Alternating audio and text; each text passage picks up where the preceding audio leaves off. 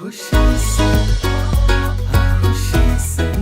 Eid menu बनी extra special with Nestle milk pack cream. बिस्मिल्लाहिर्रहमानिर्रहीम, अस्सलाम वालेकुम। आप देख रहे हैं DNN न्यूज़ और मैं हूं गुलाम ज़हरा।